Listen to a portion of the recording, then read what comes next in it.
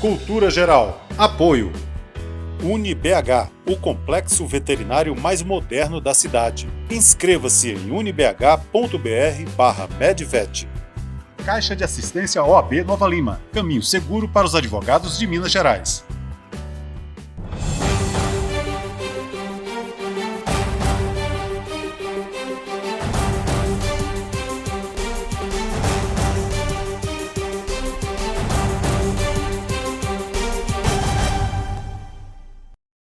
Olá, sejam todos muito bem-vindos ao Cultura Geral. O Cultura Geral agora nessa plataforma de volta ao rádio, né? A gente começa no rádio e vai para a televisão, vai para as plataformas digitais. Agora nós misturamos tudo, plataforma digital, televisão, rádio de novo, né? E nada melhor do que chamar o rei das lives, né? Para a gente abrir essa experiência nova, velha nova experiência, né? Que é o rádio aqui no Cultura Geral. Nós estamos recebendo, vamos conversar com a Erlângea. Erlângea, seja muito bem-vindo mais uma vez, né? Já está virando, no direito a gente chama de paciente, né? Já está virando freguês de carteirinha já aqui do programa, né? O Faustão chamava sócio-atleta. Erlângea, seja muito bem-vindo, é um prazer falar com você de novo. E a gente está agora em Curitiba, a gente está fazendo aqui o Cultura Geral, está abrindo no rádio. E eu acho que é fundamental, dentro daquilo que você até... Nós dois, né, que temos feito lives esse ano inteiro aí, praticamente, desde a época da pandemia, quando começa a pandemia, e a gente está aproveitando esse espaço para garantir o espaço democrático no espaço digital, né? E isso tem sido uma grande vitória nossa, né, Erlângea? Você sabe que a gente, quando estuda comunicação, estuda muito teoria, e...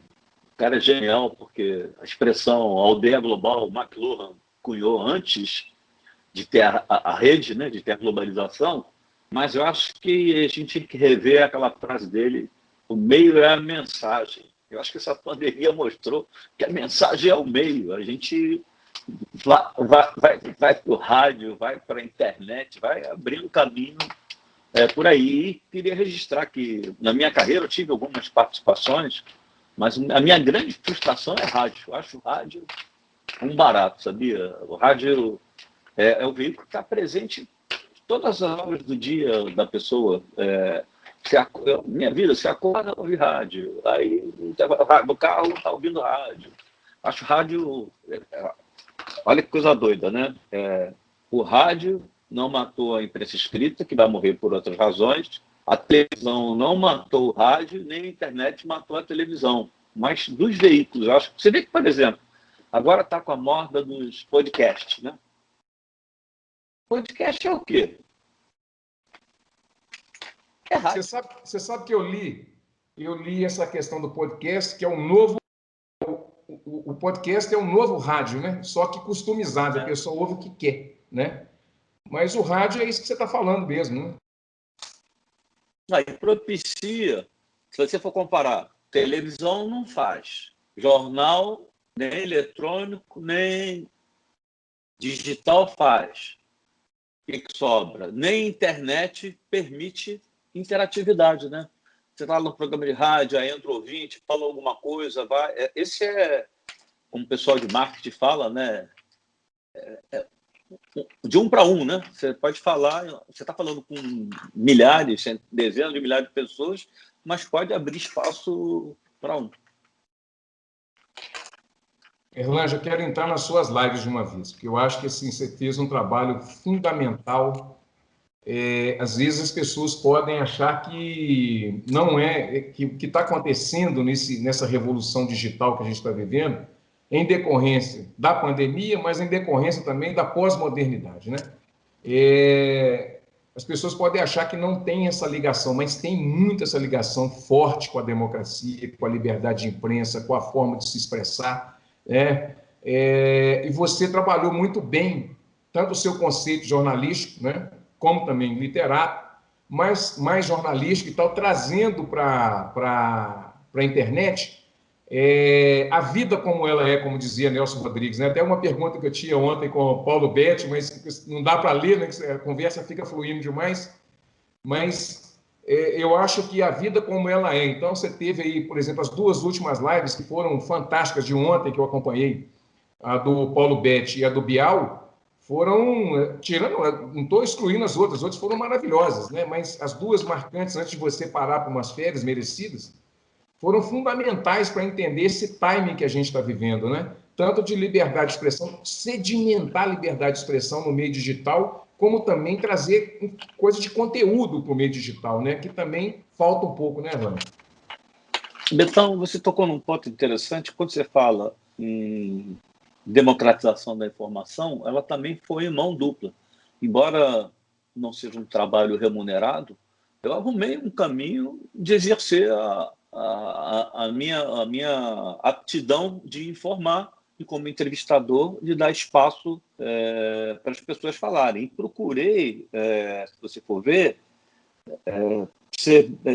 o meu critério foi escolher pessoas que tinham o que dizer dentro da sua área de atuação. Então, tanto foi Bial como foi Paulo Betti, como entrevistei o Sheikh Jarrah, que é um líder da comunidade muçulmana, e foi muito interessante, porque você sempre tem um preconceito de falar muçulmano, você pensa que é terrorista. Foi uma live, uma das partes mais importantes. Tive o cardeal do Rio, Dom Orani, pretendo fazer com o Rabino Bonder, mas ao mesmo tempo eu tive um neurocirurgião, o Paulinho Niemeyer, um dos maiores neurocirurgiões do mundo, que acabou de lançar um livro importantíssimo.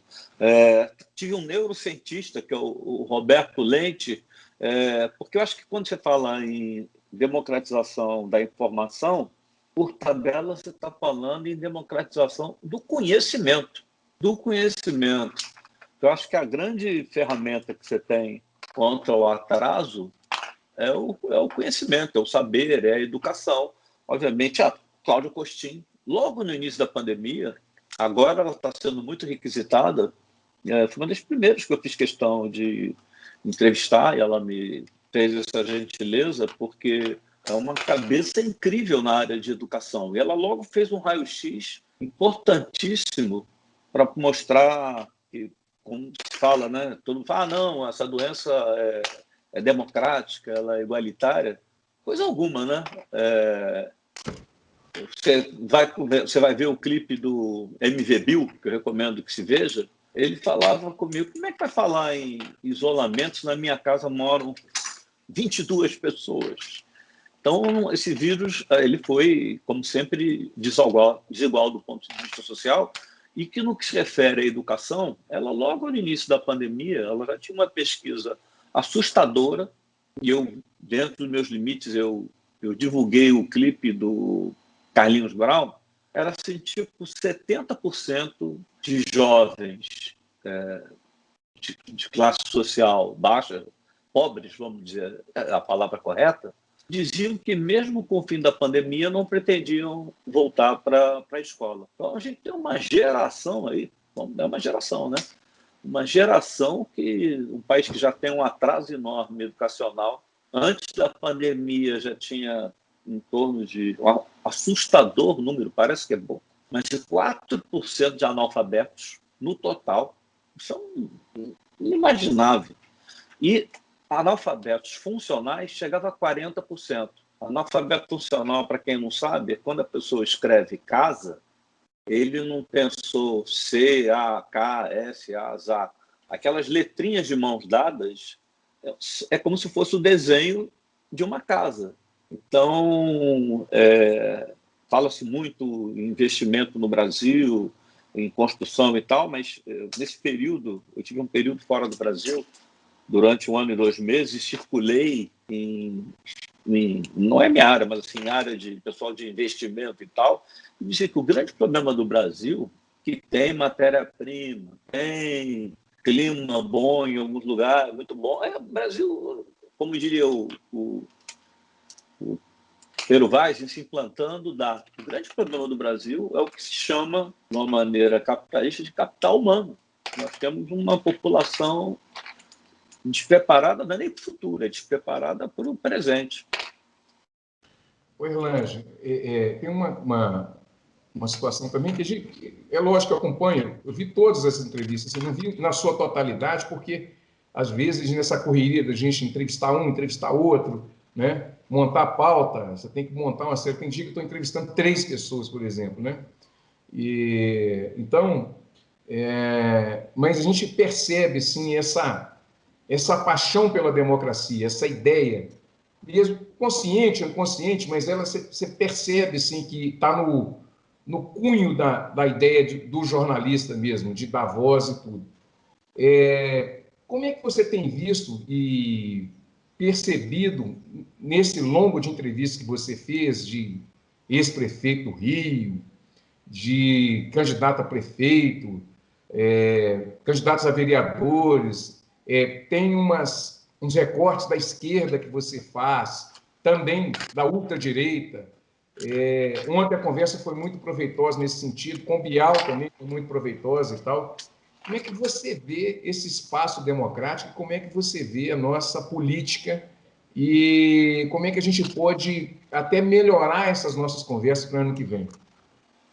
Bom, primeiro eu queria registrar que eu fiz um esforço que é difícil encontrar. O Brasil, no passado, tinha representantes da direita de alta categoria. Roberto Campos, Gustavo Corsão, Marco Maciel. Hoje é difícil você achar grandes cabeças da direita, porque até o próprio Bial falou, essa alternância de poder ela é desejável, não é para ser esquerda sempre, nem é para ser direita sempre. Tem que mudar. O problema é que a gente elegeu no Brasil não foi direita, né? Eu fiz uma entrevista com direita com o presidente do Instituto Mises, o Hélio Beltrão Filho. As ideias dele, você pode não concordar, mas elas são muito compatíveis, não tem nada ali que esteja atentando contra direitos humanos. Você pode não concordar, achar que o caminho da distribuição de renda não é por aí. Mas eu acho que o espaço da democratização que você falou, para mim, foi uma coisa até surpreendente, que eu não esperava ouvir isso. Eu precisava de ouvir de outras pessoas.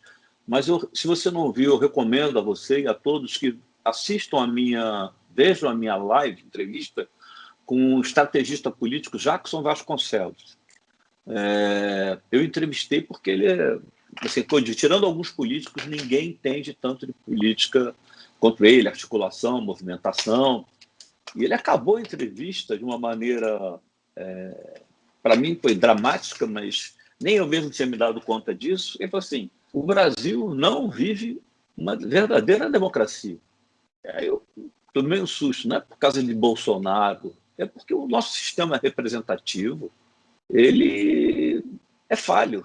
Ele mesmo chamou a atenção. Você roda, e lá em Pernambuco, só para citar um exemplo, continua lá a família Reis. No Rio, o PDT do Brizola. O César Maia, são castas, né, de famílias e grupos. Os partidos políticos são cartórios e é dentro deles que você tem que escolher. Você olha, você pega o Congresso, você olha assim, que esse Congresso representa o povo brasileiro, representa os interesses do povo brasileiro. Então a culpa não está nem na questão de você discutir se o povo sabe votar ou não sabe votar por questões educacionais, é que o sistema joga para os cartórios, para as elites. Elite de esquerda e elite de direita. Você tinha que passar por uma reforma política braba e, a meu ver, começava com a primeira coisa, que é acabar com o voto obrigatório. Quer dizer que mesmo sem o voto obrigatório, eu não sei como é que foi em São Paulo, mas no Rio, a abstenção ganhou do candidato eleito. É um troço voto obrigatório. Aí você diz, qual é a questão de você tirar o voto obrigatório? É que provavelmente que imagina na cabeça que a partir daí quem vai votar é que acredita que pela política vai fazer diferença.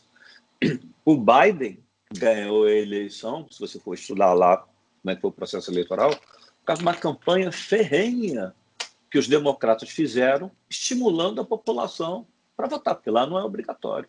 Também teve abstenção, mas assim, Os republicanos perderam porque a classe social que eles não representam foi votar. Isso é uma. Outra coisa que eu acho um absurdo, não foi o Jackson que falou, são coisas que eu estou falando. Por exemplo, o camarada é deputado federal, aí se licencia para disputar a prefeitura. Perde a prefeitura e reassume o mandato de deputado federal. Ele conseguiu campanha já para a reeleição dele. Eu acho que o cara que saísse de representação proporcional para o executivo tinha que renunciar ao mandato. É muito fácil você concorrer a prefeito, a governador, e depois volta para assumir um mandato. Acho muito estranho isso. E acho que a gente devia ser mais rigoroso ainda. Mudaram para o nome de cláusula de desempenho, mas o que se chama de cláusula de barreira. E disseram, não, isso é antidemocrático. Não, vai ser totalmente democrático. Se o partido não tem 5% dos votos no município, não interessa se um vereador teve uma votação incrível. Se o partido todo não teve 5%, não tem vereador. Se não teve 5% no Estado, não tem deputado estadual. E se não tem 5% do país, não tem deputado federal. Só para citar um exemplo, na época do Enéas, o Enéas teve, sei lá, 1 milhão e tanto de votos em São Paulo e carregou junto gente com 1.000 votos, 2.000 votos. Se ele só teve votação em São Paulo, na próxima eleição ele deveria ser candidato a deputado estadual, não a deputado federal. Ele é um fenômeno político regional. Isso também já faria uma estratificação. Nós estamos 30 e tantos partidos, cara. Isso não existe. Todos eles com fundo partidário. O fundo partidário é uma fonte de recursos, muitas vezes muito mal empregados. Então, eu acho que quando a gente fala em risco da democracia, eu acho que a gente passou por um processo de redemocratização muito importante, claro, a eleição direta, fim da ditadura militar, teve uma oportunidade de dar uma grande alavancada na Constituição de 88. Avançou, mas não foi o suficiente. Tanto assim, poucas pessoas sabem, mas eu estava lá como repórter, ela foi redigida para o parlamentarismo.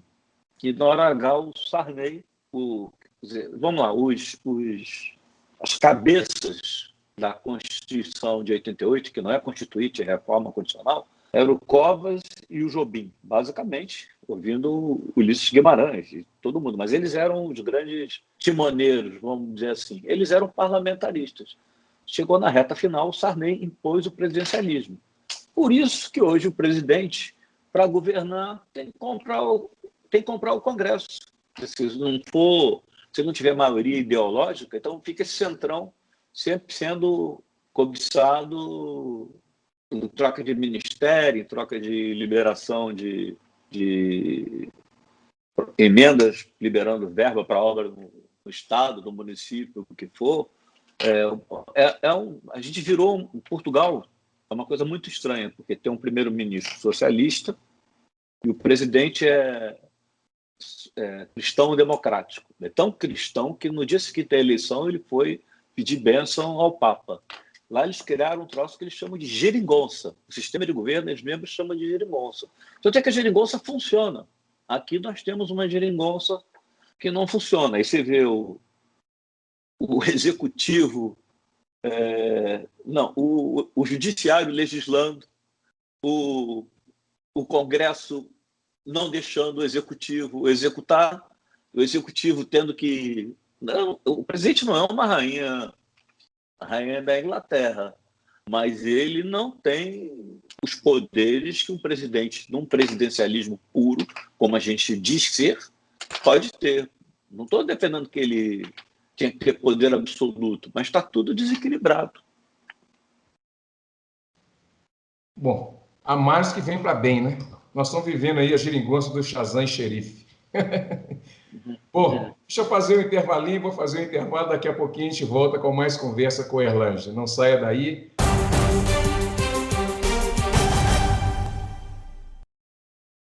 Com fome, fica muito difícil aprender. Por isso, vamos entregar milhares de kits pedagógicos para crianças e jovens e para suas famílias, cestas de alimentos e de material de limpeza. Assim, todos vão estudar protegidos e bem alimentados.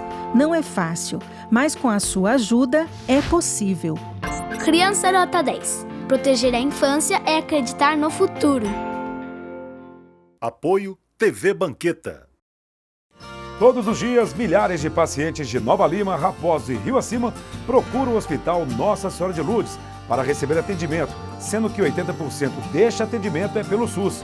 O Hospital Nossa Senhora de Lourdes é filantrópico e sem fins lucrativos, por isso precisamos de toda a ajuda possível. A sua doação é muito importante para a restauração do telhado do hospital, que é uma das necessidades emergentes. Quando você doa para o Hospital Nossa Senhora de Lourdes, você não estará ajudando somente a restaurar o telhado do hospital, mas também a recuperar milhares de vidas. Quem está lá dentro precisa da ajuda de quem está aqui fora. Você pode doar qualquer valor e, para a sua maior comodidade, a nossa equipe vai até você. Seja um amigo do Hospital Nossa Senhora de Lourdes. Envie a mensagem "Quero doar" para o número que aparece aí no vídeo e saiba como ajudar. Hospital Nossa Senhora de Lourdes. Humanidade, carinho e atenção à vida. Apoio TV Banqueta.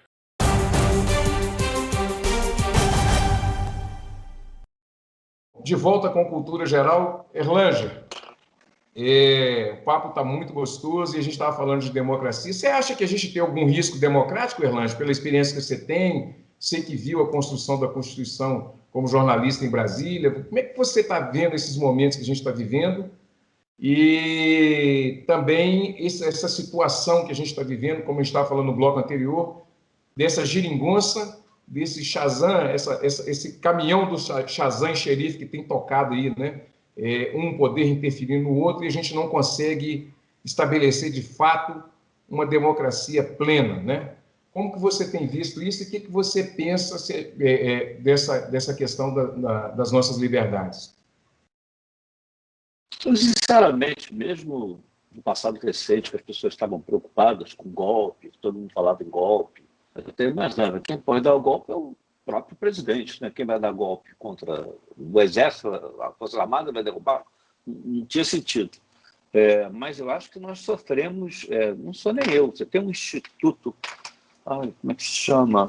Democracia, é uma instituição da Universidade Alemã, não vou me lembrar o nome agora, não interessa, mas posso depois te passar. Eu tinha até sentimento que, assim, eles criaram um índice, assim como tem índice de pobreza, índice de saúde, índice de democratização. E o Brasil está relacionado entre os países em processo de desdemocratização.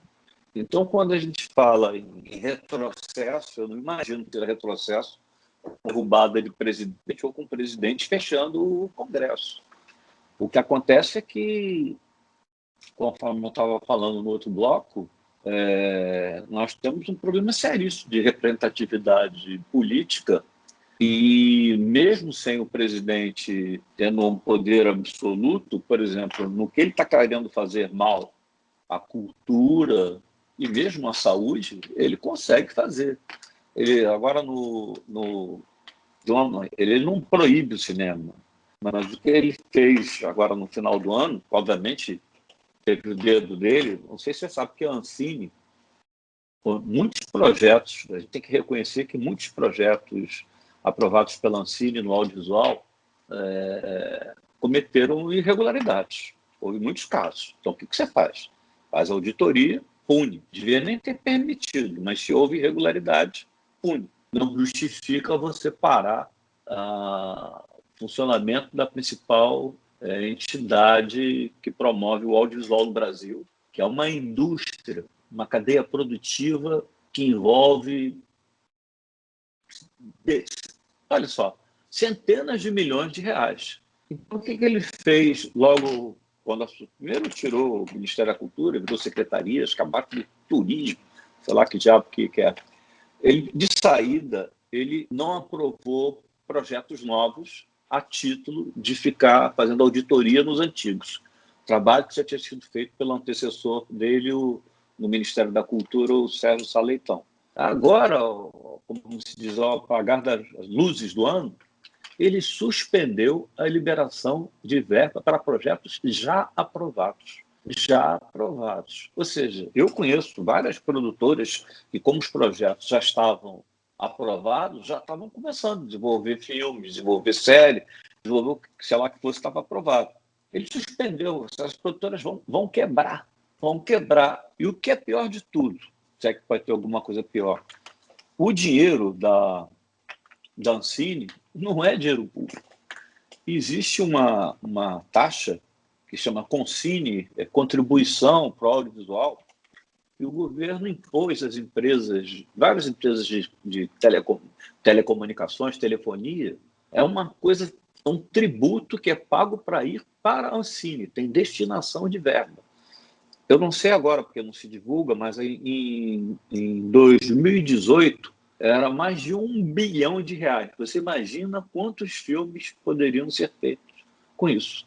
Aconteceu que a coisa de 1 ano, 2 anos, a própria associação que reúne as empresas de telefonia entrou com uma liminar para dizer, olha, vamos parar de pagar essa contribuição. Essa contribuição é para fazer audiovisual e o governo fica sentado em cima dela. O Consine só foi mantido porque o Supremo Federal julgou que deveria continuar mantendo a taxa de contribuição. Agora, você acha que o governo está sentado em cima dessa verba? Em 2018, R$1 bilhão. Você imagina se um filme brasileiro razoavelmente custoso custe R$10 milhões, que é o que custa um filme, digamos, mais para caro no Brasil, quantidade de filmes e uma indústria vitoriosa. Nossos filmes fazem um sucesso danado, ganha Cannes. Oscar é outra história, é reconhecido o nosso cinema mundial. Você vê a quantidade de diretores brasileiros que passam a filmar fora do Brasil, eles simplesmente suspenderam o pagamento de projetos já liberado. Por isso que eu digo, você consegue não botar tanque na rua, felizmente, mas assim, consegue ir cortando ali, cortando aqui, cortando ali, destruindo a cultura nacional. Vamos ver uma coisa que o discurso não fecha. O Bolsonaro, cujo nome eu estava evitando citar até agora, ele durante, digamos, a pandemia toda, ele dizia que era contra o isolamento social, porque os danos na economia iam ser piores do que os danos causados pela doença. Então, o que ele imaginava é que as pessoas deveriam continuar trabalhando apesar da doença, cuja gravidade ele sempre minimizou. Agora surgem vacinas. Ele está contra as vacinas. Qual é a lógica? A vacina seria uma maneira que a pessoa voltar a trabalhar. Voltar a trabalhar. A vacina acaba com o isolamento social. Então, além de tudo, sem querer usar a expressão que o Bial usou, é difícil entender a cabeça dele. Ou ele acha que não é para ter isolamento social e as pessoas poderiam, estão morrendo aí, estão aumentando a curva, aí surge a vacina, ele é contra a vacina. Qual é a lógica dessas duas posições? Então, voltando a dizer, o perigo da democracia não está numa ruptura, mas está você ir por ali, por outro lado, e o torniquete apertando botões que são contra, objetivamente, o interesse público. Ter uma boa produção de cinema nacional é de interesse público. Saúde, não preciso nem dizer o quanto é de interesse público. Nesse aspecto, eu acho que não tem jeito. Enquanto ele toca uma mudança de rumo nas próximas eleições presidenciais, a gente vai voltar a dar casas para frente. Você vê que a história é um negócio complicado, porque a gente percebe todo esse jogo E é óbvio também, né, nós dois que fazemos essas entrevistas todas, a gente conversa com um, conversa com o outro, estuda não sei o quê, lê artigo, pesquisa, não sei o quê. E nessas conversas todas que eu tive, tanto com o Ciro, com o Glenn, com o Gessé Souza, o Rafael Valim, a gente vai pegando as pautas raciais e tal. E quando a gente conversa assim, eu conversando com você, você falando e tal, a gente pensa, toda hora vem Nelson Rodrigues na cabeça, porque é a história da tomada do poder, ou então da chegada dos idiotas, né? Nós estamos vivendo esse momento, Erlange, assim, na sua amplitude, porque eu estou com essa sensação que nós estamos vivendo a ditadura da ignorância, né? Como é que você está vendo tudo isso? Olha, eu acho que, na verdade, se você tem um comando que ataca a ciência e ataca o conhecimento, eles mesmo já estão se colocando no campo da ignorância. Não somos nós que estamos chegando a essa conclusão. Tem gente nesse governo que acha que a Terra é plana, né? Teve aí ministro da Ciência e Tecnologia que estava recomendando que as pessoas tomassem vermífugo para tratar do vírus. E até o nome do vermífugo mais famoso, que é o nome da grande cantora Anitta, chegou a ficar em falta. Quer dizer, eles não só são ignorantes, como estimulam a ignorância. Mas, assim, eu não sou pessimista. Eu sempre, quando eu entrevisto alguém que seja considerado no campo da esquerda, porque, assim, eu acho que a direita, se bem que vamos repetir, Bolsonaro não é direita, é um troço além da direita. Mas a direita cumpre o papel dela, tem sempre lá o seu representante e tal, não sei o quê. E a esquerda, cara, uma coisa irritante é a incapacidade de união que tem. Essa coisa do Lula com o Ciro, do Ciro com o Lula, é insuportável. É um jogo de vaidades, mesmo nessa eleição municipal, se repetiu. Tanto no Rio, que o acordo... aquela coisa simples, você vai do campo da esquerda, quem tem mais condições, no Rio de Janeiro era o Freixo, se une todo mundo e vai com o Freixo. Em São Paulo, quem tinha mais condições era o Boulos, PSOL, junta todo mundo e vai. Tem um lado positivo é que agora, e para variar, quem puxou foi o centro, foi a notícia que acho que não deram o devido destaque, porque ela ficou restrita a uma disputa na Câmara, que é a formação de um bloco que tem do PT, DEM, PDT, finalmente se criou, tem um bloco vamos chamar de esquerda ou direita. Como eu acho que o Bolsonaro é direita, assim, só tem o outro lado. Bolsonaro não... o Lula que começou, nós e eles. Acho que o nós, sendo o Bolsonaro, pela primeira vez, os eles se juntaram. E eu acho que, eu tenho a impressão que o pessoal não entrou. Para variar, o pessoal não entrou, o Freixo está numa briga danada para ver se o partido entra. O PT entrou e o pessoal não entrou. Mas eu acho que talvez isso seja um embrião que acho que vai um pouco além da disputa da Câmara, né? Porque eles vão se unir como imagino, a torcida, pelo menos, é que haja uma unidade até as próximas eleições presidenciais.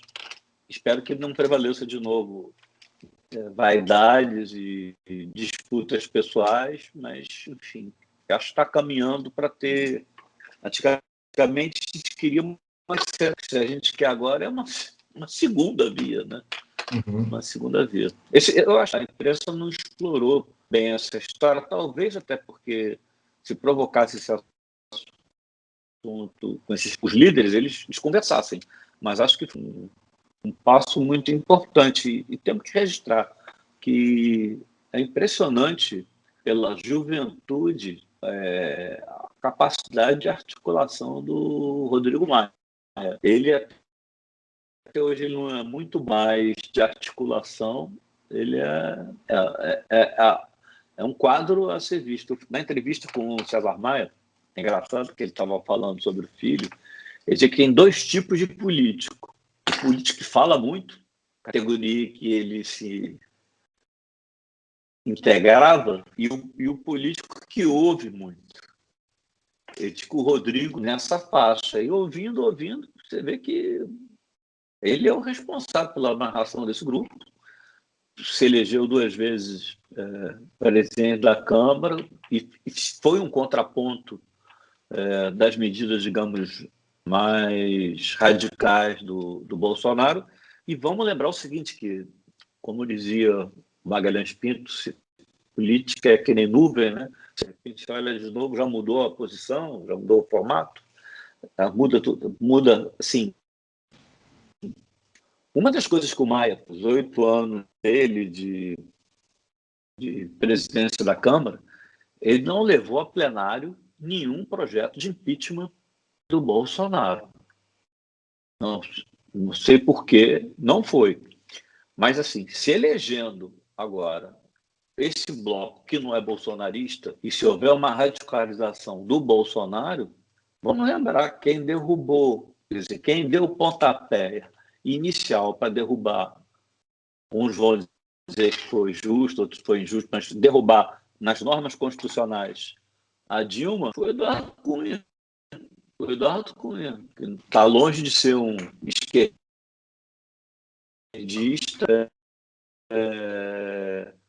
se elegeu contra ela presidente da Câmara. Eu acho que ela acho que ela vacilou um pouco na eleição. Eu não consigo entender presidente perder eleição de Câmara. Sectarismo, né? Porque a caneta é cheia de tinta. Mas, assim, eu acho que o andar da carruagem, essa coisa que não se cogitava mais de processos de impeachment do presidente, não se sabe. É uma outra possibilidade que voltou a ser, pode ser voltar a cogitar no cenário político. Erlange, deixa eu fazer mais um intervalinho, daqui a pouquinho a gente volta. O papo está muito bom. Junto carioca com mineiro, né? Não podia dar outra coisa, né? Bom, gente, um minutinho só. A gente está conversando aqui, eu e o Erlange, a gente está falando um pouquinho desse momento que a gente está vivendo, esse momento mais digital e das nossas entrevistas, né? E eu estou pegando aqui, bebendo um pouquinho na fonte. Daqui a pouquinho a gente volta.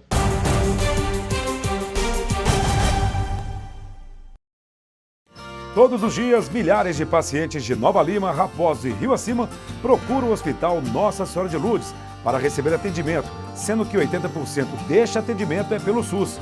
O Hospital Nossa Senhora de Lourdes é filantrópico e sem fins lucrativos, por isso precisamos de toda a ajuda possível. A sua doação é muito importante para a restauração do telhado do hospital, que é uma das necessidades emergentes.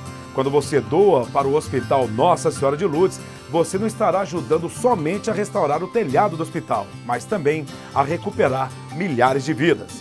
Quem está lá dentro precisa da ajuda de quem está aqui fora. Você pode doar qualquer valor e, para a sua maior comodidade, a nossa equipe vai até você. Seja um amigo do Hospital Nossa Senhora de Lourdes.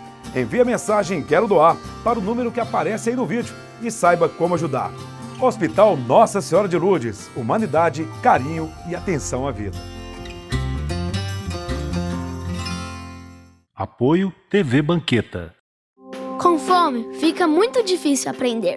Por isso, vamos entregar milhares de kits pedagógicos para crianças e jovens e para suas famílias, cestas de alimentos e de material de limpeza. Assim, todos vão estudar protegidos e bem alimentados. Não é fácil, mas com a sua ajuda é possível. Criança Nota 10. Proteger a infância é acreditar no futuro. Apoio TV Banqueta.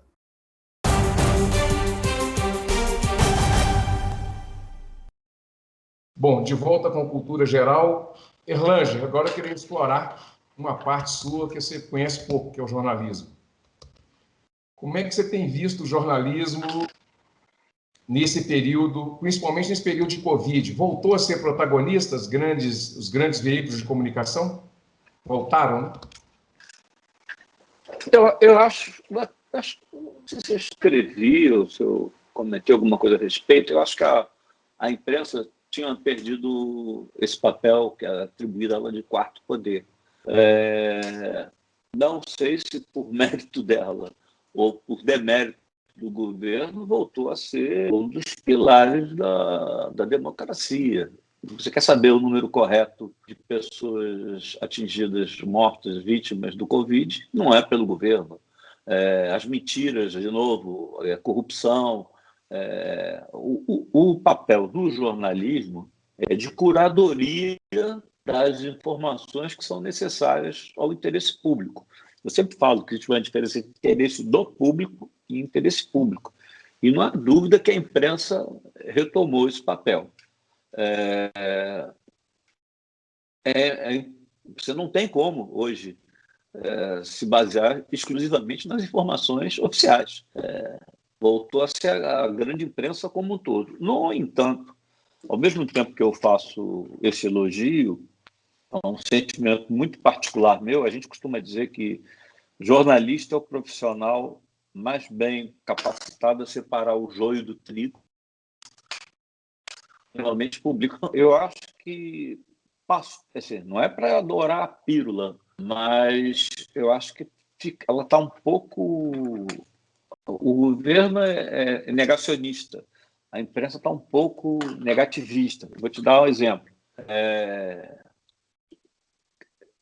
Problemas de reação na vacina Oxford. Morreu, dão um destaque lá atrás que tinha morrido o cara da vacina. Foram ver, o cara se suicidou, era do grupo que recebeu placebo. Aí a vacina Pfizer provocou reações alérgicas em quatro ingleses e não sei quantos milhares que eles já fizeram, e descobriram que pessoas que têm síndrome de alergia aguda não devem tomar. A notícia foi: problema com a vacina Pfizer. Acho que não é que esteja esse gosto, mesmo quando estava caindo a onda, assim, está caindo a onda, sempre vem um mas. Eu não acho que tem que dourar a pílula, mas assim, eu acho que ela fica parecendo que está torcendo, ou seja, está torcendo contra em alguns momentos. Vou repetir. Tem um jornal que eu adoro, que chama Só Notícia Boa, que só publica boa notícia. Não estou dizendo que o jornalismo só deve publicar boa notícia, mas eu acho que ela podia ser... A catástrofe já é grande o suficiente para não precisar ficar ainda carregando nas tintas, como se dizia antigamente. A economia está retomando. Acho que a gente tinha que chamar a atenção também do aspecto positivo, não por mérito deste governo. O Brasil tem uma capacidade de recuperação econômica surpreendente. Estou te falando com quem acompanhou vários planos econômicos. O mercado nosso interno é uma coisa brutal. Então, se a população volta a ter dinheiro para comprar feijão, comprar arroz, volta assim, a recuperação é boa, é grande, é rápida, é diferente de países menores. E eu acho que, vamos lá, do ponto de vista institucional, retomou essa importância, mas eu como profissional do ramo, eu acho que está apostando um pouco no baixo astral.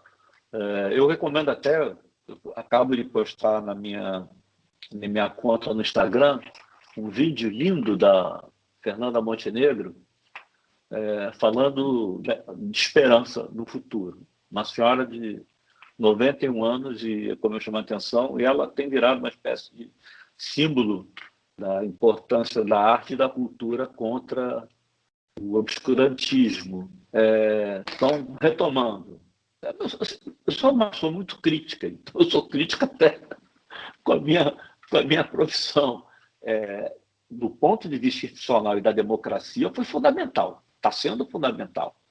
Eu só acho que podia, não é pegar mais leve, mas assim, você coloca assim, o certo era você dizer vacina Oxford testada com 45 mil pessoas com êxito. E embaixo você colocar, houve um caso de morte tal, não sei o quê. Foi se verificar depois. Mas, assim, vacina Pfizer mostra reações adversas. Você vai ler a notícia achando que fracassou a vacina, né? Foram 4 casos de alergia. E vamos falar com toda seriedade. Em termos de saúde pública, digamos que alguém se dê mal com essa vacina, lógica de saúde pública, você está vacinando centenas de milhares de pessoas. 10 têm problema? Desculpe. Eram pessoas que eu digo que provavelmente, se não morresse da vacina, ia voltar para casa e ia ser atropelado, e um raio ia cair em cima. Do ponto de vista estatístico, não sei se você está entendendo o que eu estou falando, não é que não deva noticiar, mas quando se falou o negócio da Pfizer, da Oxford, você vai ler assustadíssimo. O que ela acaba fazendo com isso? Ajudando quem diz que a vacina vai provocar mudança genética, que a pessoa vai virar jacaré, vai virar não sei o quê. Voltando, eu estou muito feliz com a gente ter retomado esse papel de quarto poder e credibilidade. Eu acho que houve um distanciamento da grande imprensa do grande público, né? Vamos reconhecer, de novo, um país de muitos analfabetos, culturais, funcionais, mas o jornalismo tem muito orgulho da retomada da importância do ponto de vista da democracia. Erlânio, a gente está chegando na parte final da entrevista e desse bate-papo. Queria saber como é que está o Erlânio para 2021. O projeto continua as lives, como é que vai ser, como é que você está preparando? Quero saber se você vai levar o Boni, né? Que eu vi a entrevista do Boni aí no Roda Viva, e eu queria que você falasse um pouco do Boni também, que eu acho que é um ícone da televisão brasileira. Agora soltou aí uma aí do Silvio Santos também, né? Que não teve grandes contribuições à televisão brasileira. Eu sou um grande ouvinte dessas grandes entrevistas e dessas grandes pessoas que foram marco na televisão brasileira, né? O que você poderia nos dizer assim, nesse período que você trabalhou na Globo e conviveu com ele, como é que é essa dinâmica e o que a gente pode esperar do Erlânio para 2021? Bom, com o Boni eu vou ser bem sucinto. Eu convivi pouco com ele e no período que eu convivi, ele cuidava de tudo da Globo, menos do jornalismo. Então, assim, eu não tive uma convivência profissional. Ele não... O jornalismo da Globo respondia direto aos acionistas. Nenhum diretor-geral mandava no jornalismo. Então, você é um camarada brilhante. Eu acho que, aliás, é uma discussão antiga, mas, na verdade, quando se fala no Boni, é uma injustiça não citar sempre o Walter Clark, né? Porque a Globo é o resultado da fusão dos dois, né? O conceito de rede é do Walter Clark. O Plim Plim é Walter Clark, que se ouvia esse Plim Plim no Brasil todo e quando, na mesma hora. E o Boni é um cara de conteúdo, genial, mas eu sempre faço uma ressalva que ele é genial, mas assim, o período em que ele imperou, a Globo não tinha concorrência, né? Eu gostaria muito de ver como é que seria o desempenho do Boni num período de concorrência. Então, por exemplo, ele acertava, ele errava. Você pegar a quantidade de programas que ele lançava, eu não estou tirando o brilhantismo dele. Eu só estou dizendo que o marketing dele foi mais forte do que o do Walter Clark. Você vai conversar com o pessoal da Globo nas origens e vai ver o que a Globo do ponto de vista de empresa, de rede e tal, a cabeça do Walter Clark, que era uma dupla sertaneja, vamos dizer assim, que... Agora, quando foi para voo solo, o Walter Clark não teve o mesmo brilho que o Boni continuar na Globo. Agora, quanto ao futuro, eu vou ser bem sincero para você. Live eu fiz para não ficar enferrujado. Mas eu estou com 65 anos, mas não desisti de voltar para o mercado. Então, eu vou encerrar esse ano e começar o próximo atrás de trabalho. Eu adoraria que esse programa de entrevista fosse num veículo de maior expressão do que Instagram. Eu estou, até já que você perguntou, eu estou voltado num projeto de que eles chamam de outplacement, né, de executivos sêniores, que eu quero voltar a trabalhar. Erlange, foi um prazer ter você aqui. Tem que te liberar para suas férias merecidas, né? Hoje é o último dia que você... agora, esse programa ele é misto de live com...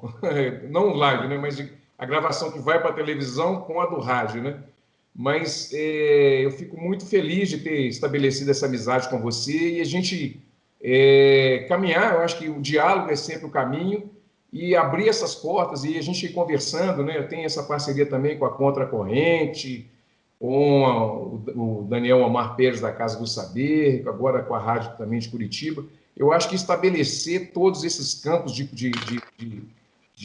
interlocução é fundamental para que a gente também dê voz às outras pessoas e fortaleça cada vez mais, não só a liberdade de imprensa, mas também a nossa tão frágil e jovem democracia. Betão, eu vou falar uma coisa. Eu me lembro que antes da pandemia se dizia assim que as mídias sociais afastam os próximos, a família, e aproximam os distantes. A nossa capacidade de sobrevivência, nós que somos, digamos, guerrilheiros da informação, da comunicação, nossa, a pandemia, o que eu me reaproximei de pessoas com que eu convivi, estava claro que nada substitui uma boa conversa no bar, com vinho, depende da preferência, para mim tanto faz, mas essa pandemia, por isso que eu falei que o meio, a mensagem virou o meio, porque eu me reaproximei de pessoas importantes para o país e importantes para mim, e conheci de pessoas novas. Não vou dizer que seja uma compensação, mas é algo positivo que eu espero que se mantenha depois da vacina. Se não virarmos todos jacarés, né? Erlange, muito obrigado. Chegamos ao final aqui do programa Cultura Geral. Um grande abraço para todos vocês. Um grande abraço, Erlange. Boas férias. Meu cachorro está aqui fazendo um fundo musical aqui para mim, né? E eu acho e desejo muito que você esteja nas grandes redes de televisão, porque você não é só merecedor, você é de uma competência fundamental. Não precisa rasgar seda para você, nem nada, mas você é de uma competência ímpar e mostrou isso fazendo as suas lives aí no Instagram, que pode parecer uma coisa boba, mas não é, uma coisa extremamente grande, é gigante você colocar tantas pessoas e tantos assuntos em pauta com tanta maestria, viu, Erlange? Eu agradeço muito e como se fala, estamos juntos. Já que você falou do cachorro, recomendo a todos que vejam o documentário do Emicida, está na Netflix, fazendo propaganda aqui. É importantíssimo. Ele mostra que dentro desse pessimismo que tem, negativismo, como a gente, na verdade, tem avançado nesses últimos tempos. Você vê, por exemplo, em relação a... Estou falando aqui de novo, a preconceito racial. Não é que tenha mudado, mas você vê, agora teve um jogador do Flamengo, assim, acho que está tendo uma postura muito boa no Brasil, um avanço que, curiosamente, foi com a pandemia na questão feminina, do abuso sexual, do preconceito racial. Eu acho que a gente, por incrível que pareça, está avançando. O que está faltando é voz política que sustente isso no Congresso. Eu me lembrei do cachorro porque ele canta uma música do Belchior, maravilhosa, que fala: tenho apanhado para cachorro, ano passado eu morri, mas esse ano eu não morro. É isso aí, gente. Chegamos ao final com essa simpatia, esse cara super bacana que é o Erlange. Um grande abraço e voltamos amanhã com mais um programa super especial. Espero todos vocês aqui. Um grande abraço e até amanhã.